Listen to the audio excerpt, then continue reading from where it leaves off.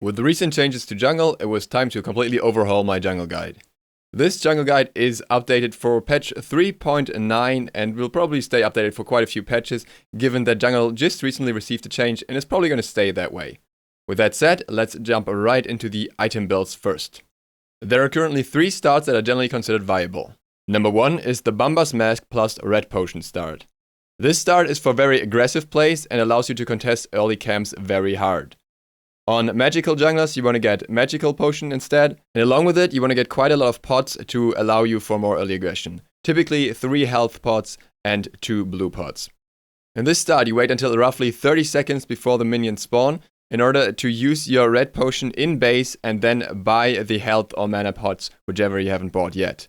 Good junglers for this start are, for example, Awilish and Thor. Start number 2 only makes slight adjustments to the first start. Instead of a power potion, you get a boots tier 1.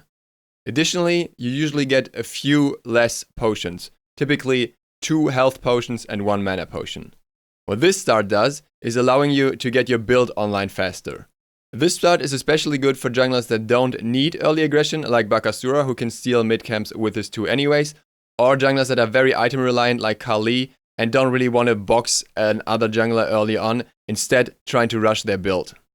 Other variants of this start are the Light Blade start or Short Bow start. They follow the same concept and are especially effective, for example, on Kali or Nemesis. However, they are also a lot more risky as you buy less potions. In return, you get your build online even faster and have some more boxing and clearing potential early on. The third start is best for junglers with a low clear and built-in sustain, the Throwing Dagger start. This start allows you to clear much faster early on while also giving you some extra aggression. It works pretty well on, for example, Arachne. However, the downside to this start is that you don't have Bamba's Mask from the start. Typically, you want to finish Golden Bow right after building Throwing Dagger, so you get some movement speed and some extra power, and then try to build into Bamba's Mask. If the game doesn't force you to get the extra gold from Bamba's Mask because you can sustain yourself on kills, then you may consider skipping it, but it really depends on the game. Given that Golden Bow is very strong at the moment, this item start may be less useful in the future, as we may see a nerf to Golden Bow. Along with Throwing Dagger, you want to get 2 health potions and 1 mana potion every single time, simply because you need that extra sustain and you will not get healed from camps. Unless you're going for a very specific strategy, in all 3 builds, your next item should be Warrior Tabi. Some gods can make use of Ninja Tabi as well, but in most situations you need Warrior Tabi for the extra clear. After that, your build greatly depends on the jungler, so I will not go into detail here. Next, let's take a look at the starting routes on the Conquest map. No matter which start you do, you will always be starting on the solo lane side or short lane, where the speed buff and the blue buff are. We'll split the starts into 2 sections because they can both be intertwined at some point. In the most basic and standard start that you want to use in most games, you will start at the speed buff and then move to the blue buff. You take the speed buff, your solo laner takes the blue buff. The second option is starting at the solo lane side mid camps and then moving straight to blue buff with your solo laner. In that case, your solo laner still picks up the blue buff and you have to make sure to secure the speed buff later. The third option is an invade, meaning you steal a jungle buff from the enemy team. I won't go into detail about this here, simply because it's not really suitable for beginners. However, you have to be aware that the enemy jungler and solo laner might invade your jungle buffs while you're taking them. Now for the second part of the start. You have to decide what's more important for your team. Putting pressure on mid lane, or putting pressure on solo and getting yourself some extra XP. In most scenarios, you want to move into the solo lane with your solo laner, stay for a wave, try to pressure the enemy out, and then move to fire elementals, which spawn exactly at 0:45. After that, you move into middle lane and either help your mid laner clear the wave or contest the mid camps right away. This decision depends on the clear of your mid laner and your early clearing power in the jungle. However, if you feel like you can live with a little XP loss and your mid laner will need the help and pressure more, move into mid lane right after the blue buff. In this case, you can try to contest the fire elementals as soon as the enemy moves out of solo, or you can go straight for the mid camps and make sure to get those before the enemy can get there. Both starts are perfectly viable. In regards to your own best interest, you usually want to go to solo. However, this can piss off your mid laner quite a fair bit. While it was perfectly obvious what to do after the mid camps in previous patches, this has changed quite a bit. Now, you are not always in the same starting situations. Sometimes your dual lane may have cleared their back harpies, sometimes you may have cleared your back harpies on your side if you have really fast clear, and generally, there are more things to do than just hanging around mid, going for back harps together and going back to mid. You can consider early aggression as long as you still have the speed buff. You can consider farming with your mid laner. You can consider doing surprise attacks onto their jungle and back harps. Really, this is completely dependent on the game, on your jungler, on your motivation to play aggressive, or on the feeling you have about farming in the early stages of the game. There is no general rule anymore. And this goes for most of the game at this point, as simply afterwards you will want to find a balance between aggressing and farming. In a way, this makes the jungle harder than it was before, especially because you have to keep in mind that 3 buffs can be contested and you want to be there to secure them. However, this also gives you a lot more opportunities on the whole map. You're not bound to a single lane and you can actually rotate out to aggress on people. Make sure to always secure your speed buff and try to contest the enemy speed buff as much as possible, as this is a key factor in your rotations and early aggression. To see what one of the starts looks like in-game, I want to show you this little clip. Here I'm playing Arachne going for the throwing dagger start, and we will be starting with a standard start on the speed buff and then moving towards the blue buff and then into solo.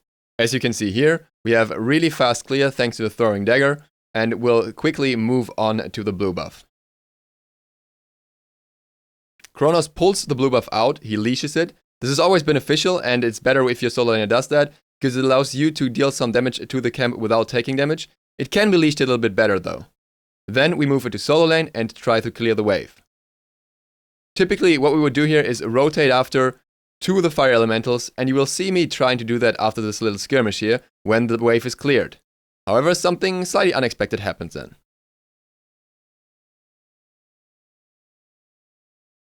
Here you see me rotating out, but then I see Kronos going in and I change my mind. Seeing that both their jungler and solo lane are really low, I can walk back in and just pick up a kill that I didn't really deserve, but it gives me a nice early advantage, and this allows me to stay in solo lane a little longer, clear a little more with the solo laner, knowing that there will be no aggression from the enemy jungle as he is still in solo and has to defend. Meanwhile, our mid laner is getting killed and fails to get the early advantage in a 1v1 scenario. Not much I can do about that, and you kind of see him complaining about it. But that's the typical scenario that happens in that case. Blame the jungler. Then I rotate out towards fire elementals, and normally the solo laner should follow you here. Kronos decides not to do that because he wants to keep up that aggression in lane. It's totally fine because he gets the wave XP, I get the elementals, and a Willish is still in the solo lane. Then I rotate into middle, try to secure the right mids, and from that point on it's basically standard procedure where I do all the rotations that I feel are necessary. To showcase the other start, I set up a little custom so don't mind the other players. I wait till 25 seconds before the game starts in order to use my pod right before the start and then move to mid camps. Osiris and I clear the mid camps as fast as possible. I'm trying to save my leap, so in case the enemy would come in and try to steal them, I would be able to at least secure one of them, and then we move straight to the blue buff, skipping the speed buff completely. We clear the blue buff and you see Osiris leashing the camp around the corner. This is the ideal leash. He could have let go of it afterwards because I get healed for killing that camp anyways, but either way, he is able to let me deal damage to the camp for quite a while without taking damage himself. Then we move into solo lane, and from that on, it's same procedure as in the other game. Last but not least, a word on sharing camps. Sharing camps is still extremely important due to the shared gold value that you get from it and the 70% XP that both of the players get. However, with a throwing dagger start, it's sometimes not too bad to do some camps on your own, simply because you don't get the shared gold, and it might be easier and faster for you to just clear the camp on your own and move to the next location instead of waiting for someone to rotate in and share the camp. As soon as you have bombas, try to share as much as possible still. Some additional questions that you may have: how aggressive should you play early on? This depends on a lot of factors. How aggressive can your solo laner play? How aggressive can your mid laner play? How aggressive is your god generally? Which start did you go for? Which start did the enemy go for? Which gods does the enemy team have? This is nothing that can be set as a one-size-fits-all rule. If the enemy team has a Ragin and a Thor, you're probably better off not aggressing too hard, especially not if they have pots. If the enemy team has a Kali and a Scylla and both didn't get pots, then you can probably play a lot more aggressive. This is something you learn over time as soon as you learn more about the gods, and it's really more about getting used to that than having any rule of thumb for it.